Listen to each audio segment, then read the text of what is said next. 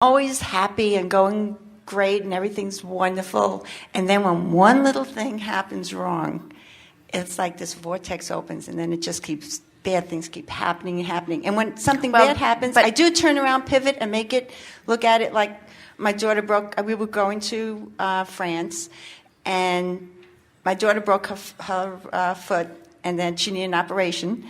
And I said, okay, we can do that before I go. I have another 10 days before I go. Her foot got infected. She couldn't have the operation. Then I got it flat, and then I had to get 4 new tires. And I figured, well, I had to get 4 new tires anyway, so it's not a big problem. I just have to do it now. And then we went to France. Oh, and then the hurricane was coming.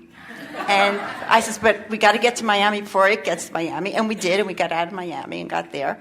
And then we got to France, and then this one woman was just ordering everybody around, and I told her, you give me one more order, I'll punch your lights out. And this was an older woman, and my Brooklyn stuff came out of me, and I just, because I had enough, and I said, you got, so she stopped. And then everyone in the van was whining and moaning and groaning, who wanted to eat, who wanted to go there. I said, I'm just going to sit in the back seat, let them fight wherever they want to go, I'll go. I'm just going to, everything be pleasant. So I tried that, and I kept getting positive, and I stayed positive. And then coming back, I'm on my way home by myself because my partner had to go home earlier. And we're ready to go back to Miami, and they're telling us we're going to JFK because the hurricane is hitting Florida. So I had to end up in New York, and I said, well, I got to get home. So I said, fly me to Atlanta, and I'll get a car, and then I'll drive to Jacksonville. So I had to go to LaGuardia from JFK, and in the interim, I lost my driver's license.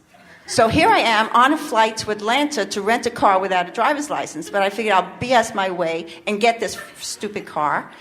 So I land there, and I go up to her, and I says, I've got a problem, but I'm getting a car. She says, we have no cars. So I says, okay. I says, I could deal with this. So I figured I'll just wait for the next flight. The next flight wasn't until Monday, and this was Saturday night. I was so exhausted. I was too tired even to get to a hotel. So I slept there.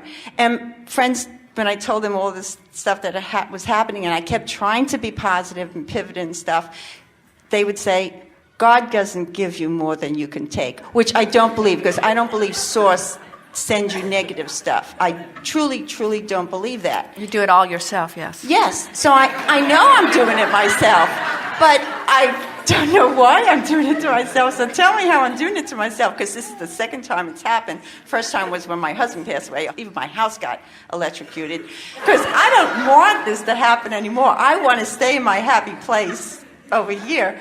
But now this vortex is finally closed.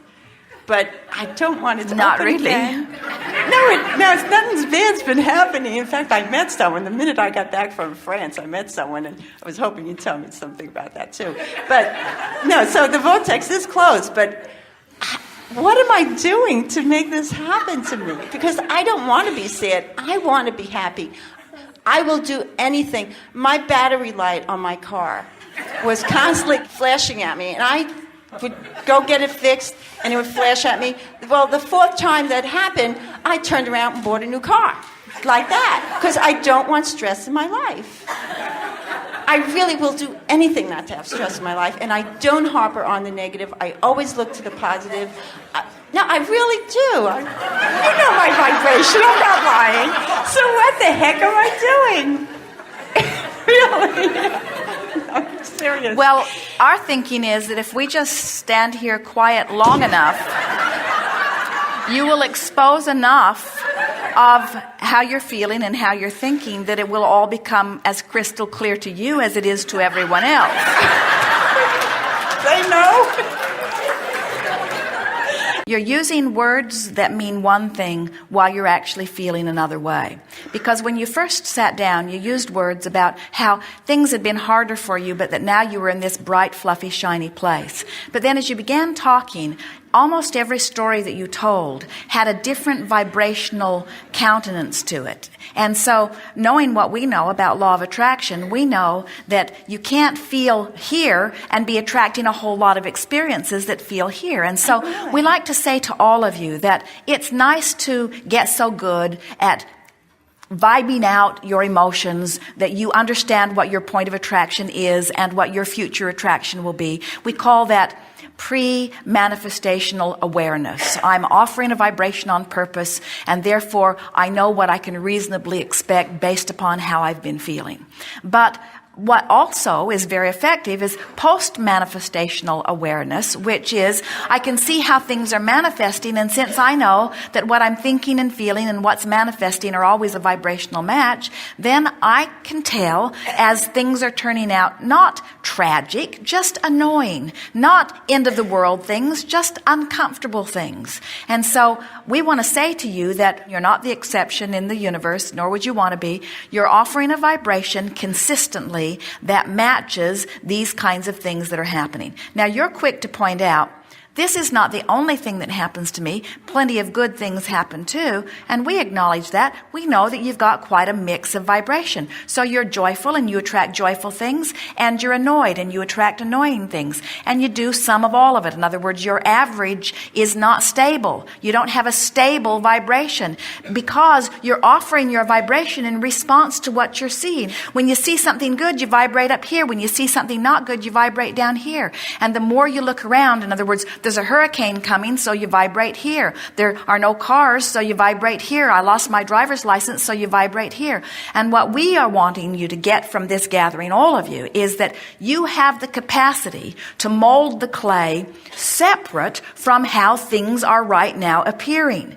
You are doing exactly what we say that almost everybody does. You're letting most of your vibrational offering come out of you in response to what you're observing, which means it's a roller coaster sort of ride. So what we want you to come round to, and hopefully before there's anything tragic or before you're at 40,000 feet with no parachute, because this isn't even close to that. I did go skydiving. But I'm sorry. well, focus is really important in this moving up the emotional scale. In other words, you have to decide that you want to improve the way you feel. And you have to be aware enough of how you feel that you notice some difference in the way you feel. Now, most of the stories that you told us here had a sort of common denominator. Did you hear them?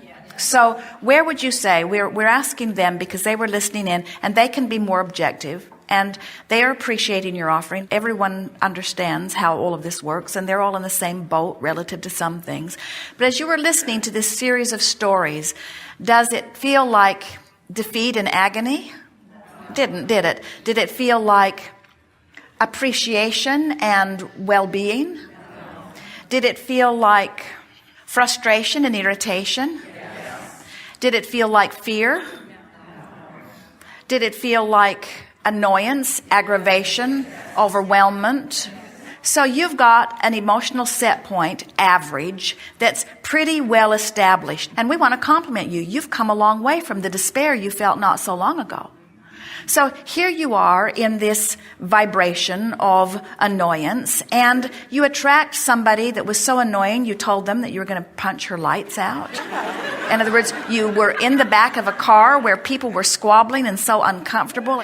In other words, you're not without reason in your irritation. All of these things that happened are irritating. It was inconvenient. It's not the way you want to live your life.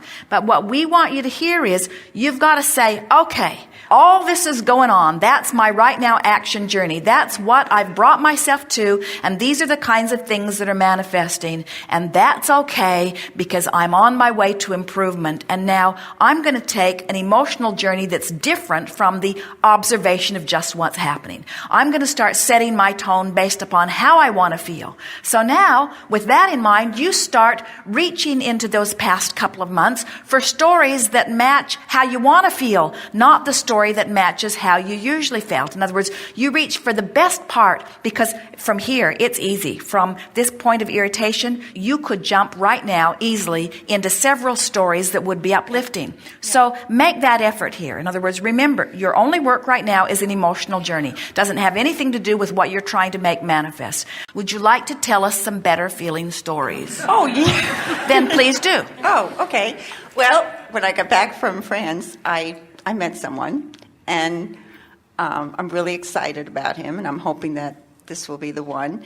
And we've been having some great weather, and I've been sunning again because I love to sun. All right, now you gave us some really specific examples of those irritating things. But these sunny, fluffy things are pretty general. Could you get more specific about the sunny, fluffy things? The sunny, fluffy things? Not really. Because I haven't been practicing them, so they don't roll right off my tongue. And because my vibration isn't there, law of attraction isn't helping me out with them much anyway. Oh my God, you're right.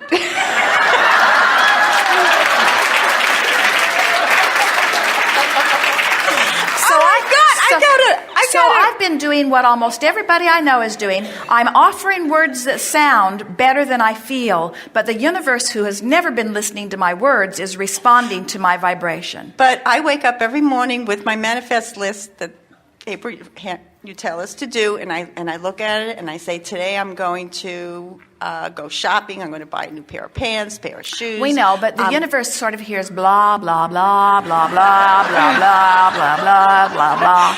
Because words don't matter. The only reason that words are effective is that you can put words together in a story that generates a different emotional feeling. So you get the sense that this emotional journey is right here, right now, or in any block of time, taking myself, by telling myself stories, or by sifting through my life, by deliberately reaching for something that feels a little better than where I am. So go back to France, pick something out of France? that.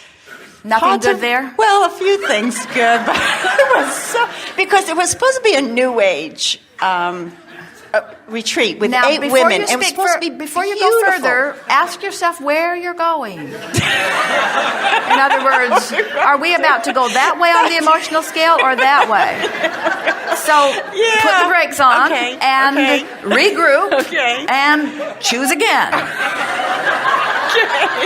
Okay, I did climb wonderful mountains. All right, now tell us about that. Okay, climb mountains with this guy. That he came the second week when Marianne left, and I hooked on to him because he was like a shaman. He was really great. So we climbed mountains, and we talked to trees, and we talked to energies, and we chi'd, and we did yoga on the beach. We were called crazy people, but we laughed about it. I mean, we had so much fun. All right, now you're on to something. Now pick something more specific about that and milk it for a stronger feeling. In other words, don't let it just be an editorial where you just sort of explain in a documentary fashion what happened.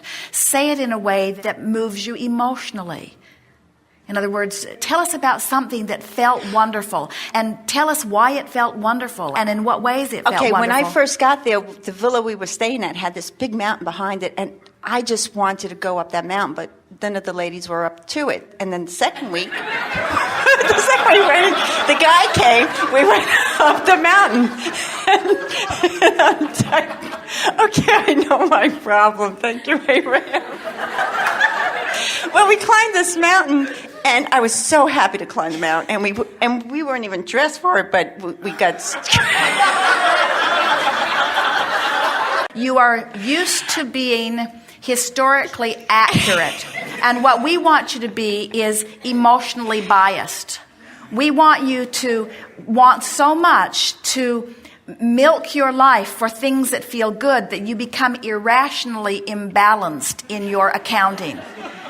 Because right now you're sort of irrationally moving that way, and now. we want you. I never knew that. See, I thought I was always this positive person. That's because you are accustomed to telling things like they are. You're accustomed to giving accounting. You have not been thinking in terms of an emotional journey. Emotional journey says, I'm going to pick some subject of attention, and I'm going to talk about it with one intention in mind. I want to feel a little better at the end of my story than I do at the beginning of my story. Yeah. You want to have more regard to how something feels, which means you've got to think a little before you start talking.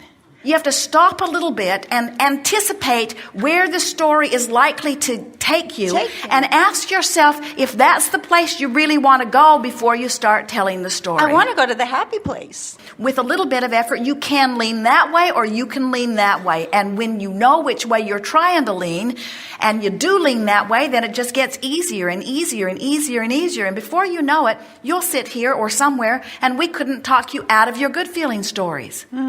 And then people will start calling you Pollyanna. They'll start saying to you, oh, you always see the good things. You're not a realist. You don't see what's going on. And then we will know we have triumphed. Then we